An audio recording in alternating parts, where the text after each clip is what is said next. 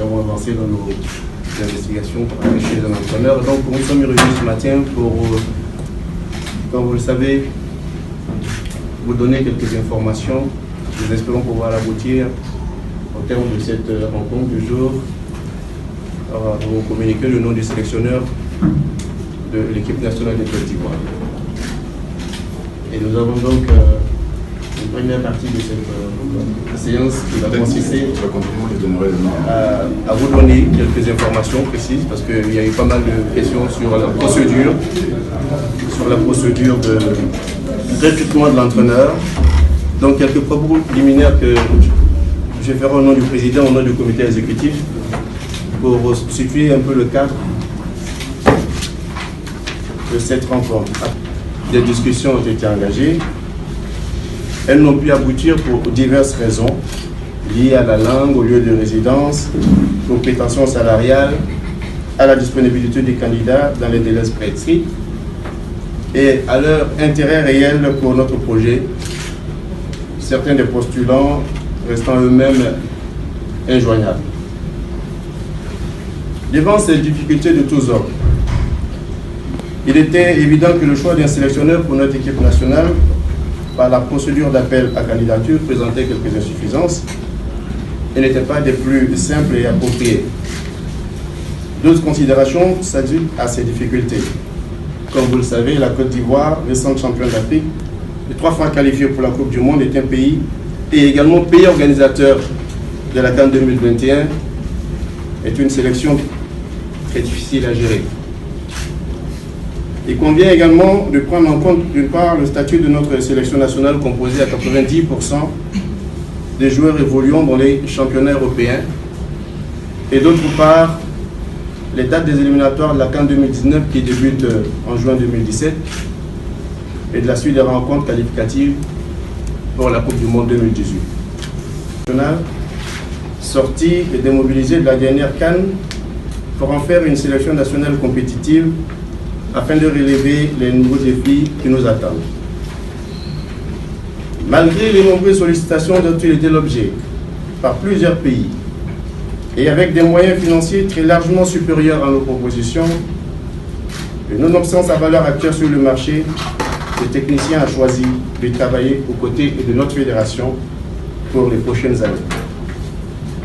Je voudrais, avant que le président de la fédération puisse communiquer son nom, au nom du comité exécutif et des conseillers du président, au nom de toute la famille du football ivoirien, lui dire merci pour la confiance qu'il accepte de placer à notre fédération, à ses dirigeants et à toute la Côte d'Ivoire. Et nous avons signé avec lui un accord de collaboration pour 2 ans, à compter du 1er avril 2017. Ce n'est pas un poisson d'avril.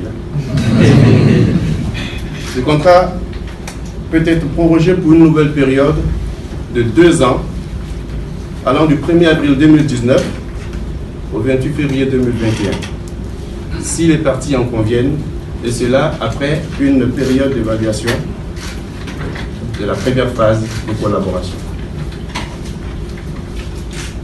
Cet entraîneur assistera au match amical Côte d'Ivoire-Sénégal le 27 mars. À cette occasion, il sera présenté aux élèves. Par ailleurs, mesdames et messieurs, nous procéderons dans les prochains jours à une réorganisation de l'environnement de notre sélection nationale afin de réorganiser le groupe pour les prochaines échéances. Je vous remercie, Monsieur le Président. Nous vous invitons à nous communiquer si vous le souhaitez. Merci, Monsieur le Président. Alors, c'est Douniquez. Alors, je vous remercie, mais avant de vous communiquer le nom de notre nouveau sélectionneur, je souhaiterais avant tout remercier les 59 entraîneurs qui ont soumissionné, marquant ainsi leur intérêt pour notre football, notre fédération et pour notre pays. Et je voudrais aussi, parce que je sais que la question va venir sur la table, vous indiquer que cette liste ne sera pas publiée. Pour une bonne raison. Lors de la dernière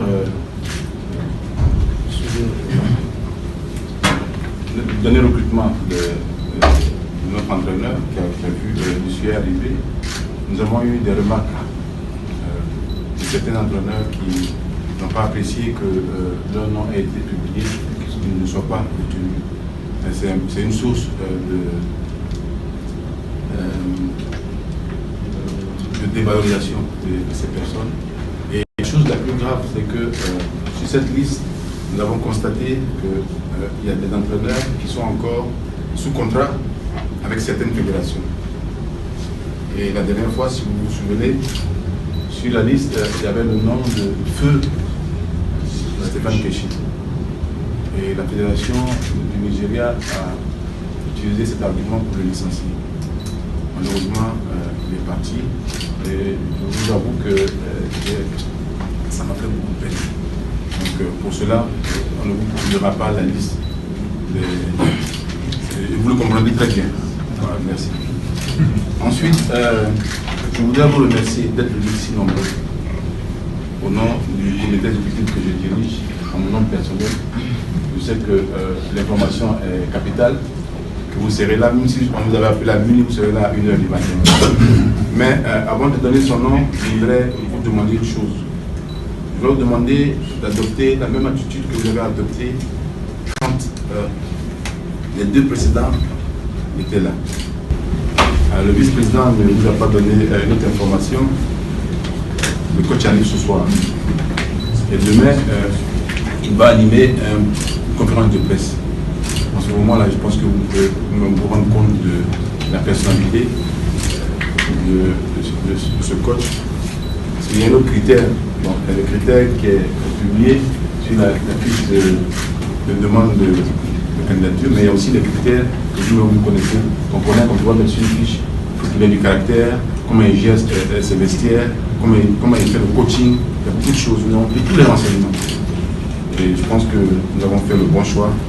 Et je vous demande de nous suivre, de nous faire confiance, de lui faire confiance, de l'accompagner aussi.